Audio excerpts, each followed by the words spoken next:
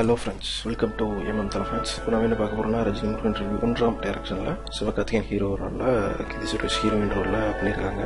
அது பகுதியில் சூரி, சமுத்திரக்கனி, ராஜ்கிரண் சார் பண்ணியிருக்காங்க. ரஜினி முருகன் நேம் எப்படி படத்தில் வருதுன்னு பார்த்தீங்கன்னா, ஹீரோயினோட அப்பா ரஜினி ரசிகர். அவர் தான் இவருக்கு பேரே வைக்கிறாரு ரஜினி முருகன் சொல்லிட்டு.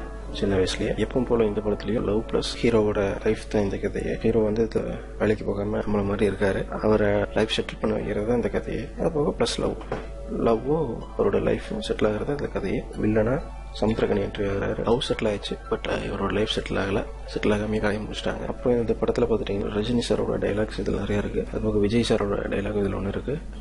மியூசிக்ஸ் இருக்கு. ஃபைட்டுன்னு பார்த்துட்டீங்கன்னா கடைசி வரைக்கும் ஃபைட் இல்லை. கிளைமேக்ஸ்ல ஒரு ஃபைட் இருக்கு. அதில் ராஜ்கிரண் சார் ஜோக்ஸ்லாம் போட்டாரு. சிவகார்த்திகேயன் சார் சூப்பர்மேன் பஞ்ச்லாம் விட்டாரு. ராஜ்கிரண் சாரோட ஃபைட் கடைசியில் பட்டை கிளப்பிச்சு. ஃபர்ஸ்ட் ஹாஃப் ஃபுல்லாக கொஞ்சம் காமெடியாகவும் விட்டாங்க.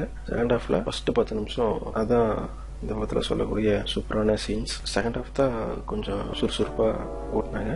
ஃபர்ஸ்ட் ஹாஃப் ஃபுல்லாக காமெடியாகவே போயிடுச்சு. இமான் சார் மியூசிக் பண்ணியிருக்காரு. மியூசிக் எல்லாம் பாட்டை கிளப்பிட்டாங்க. சூரி சாரோட காமெடி இந்த படத்துலயும் எல்லா படத்தை மாதிரியும் இல்லாமல் இதில் கொஞ்சம் டிஃப்ரெண்ட்டாக ட்ரை பண்ணியிருக்காங்க. நல்லா இருக்கும். இந்த படத்தில் ஒரு 2 ட்விஸ்ட் இருக்கு.